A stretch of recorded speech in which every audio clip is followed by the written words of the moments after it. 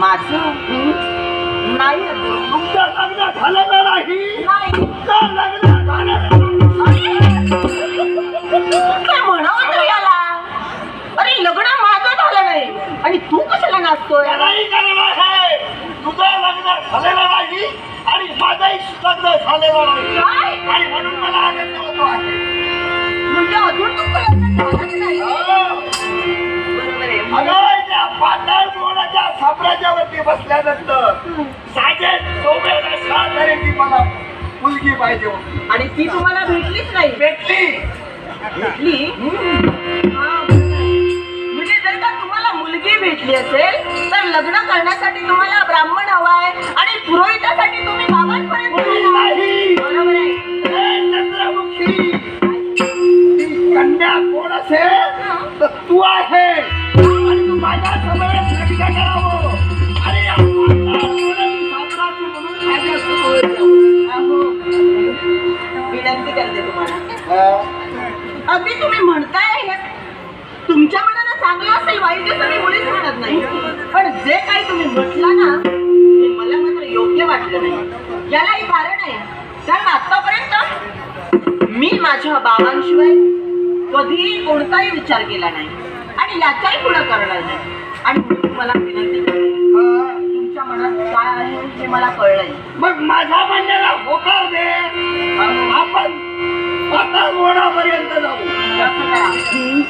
अगदी थोड्या मोठ्यांच्या आज्ञेशिवाय आतापर्यंत मी काहीच केलं नाही आणि याचाही पुढे नाही करणार. आणि मला असं वाटतं जोपर्यंत बाबा येत नाही ना तोपर्यंत या प्रश्न बाहेर पडले. या ठिकाणी वाटेल तो प्रसंग जर निर्माण झाला त्या प्रसंगावरती मात करण्याचा सामर्थ्य या जंबासुराच्या अंगी आहे.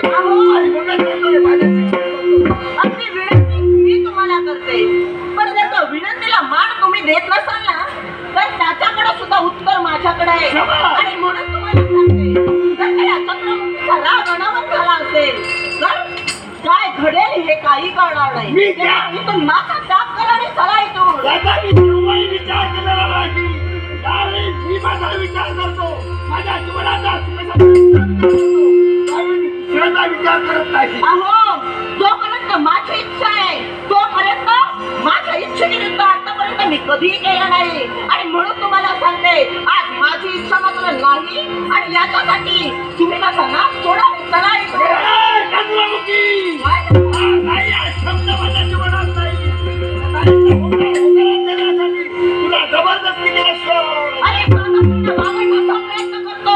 पण स्वातंत्र्य म्हणजे कोणी स्वयंराज्य नव्हे. आज स्वयंपुत्रीला वागवण्याचा प्रयत्न करशील मरून मोकळा होशील. केव्हाही घाबरलेला राहत नव्हे. पण माझ्या जीवनात मी जे ठरवितो ते सत्य करण्यासाठी मी तयार असतो.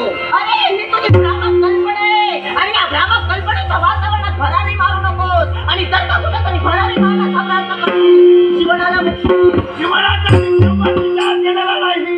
पण मिळालेली संधी मी जेव्हा सोडत नाही आणि म्हणत सांगतोय एक माझ्याशी लग्न जबरदस्ती घेऊन. अरे आज आठवले तर फक्त तुला मरणाचे डोहाळे. पण हे तुझे डोहाळे पूर्ण करण्यासाठी आज ही चंद्रमुखी तयार आहे. हा तुझा डाव घालून पडण्यासाठी मी तयार आहे. डाव तुझा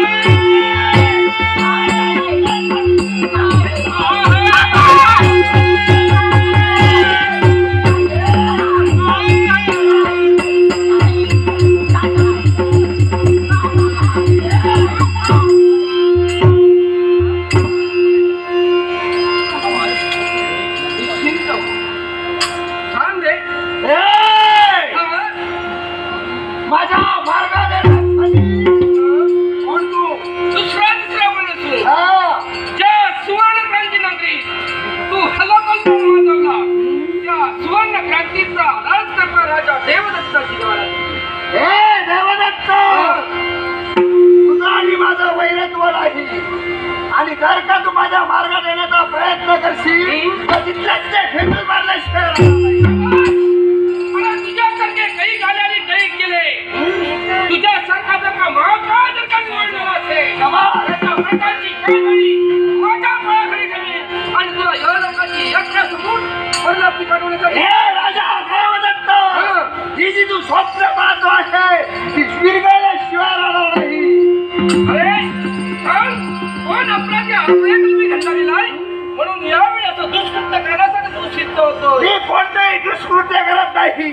जी व्यक्ती मला आवडली, माझं तिच्यावरती प्रेम धरलं, तिला घेऊन जाण्यासाठी मी तयार होत होतो. मग आई काय चुकला माझं? स्वतंत्र अर्थ स्वयंस्वराज्यावर नव्हे.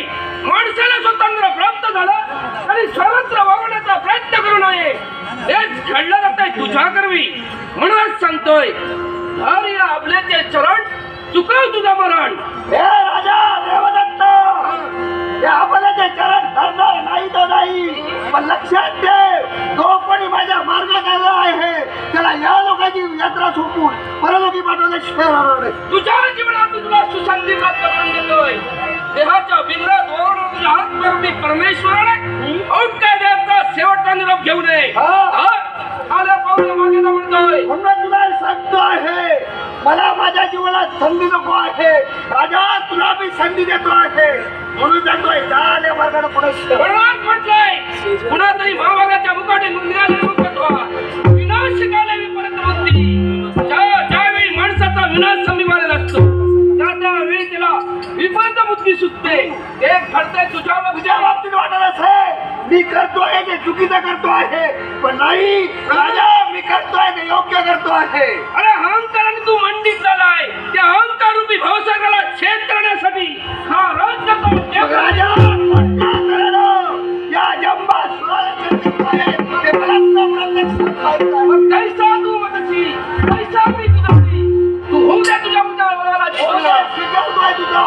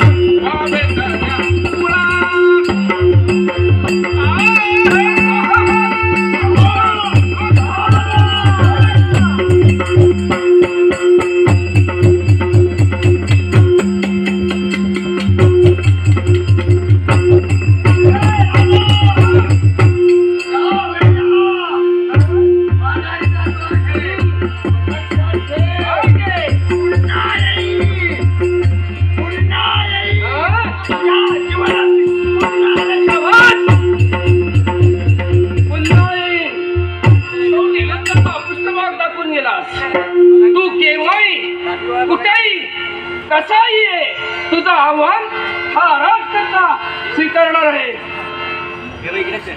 नाट्य शिकव.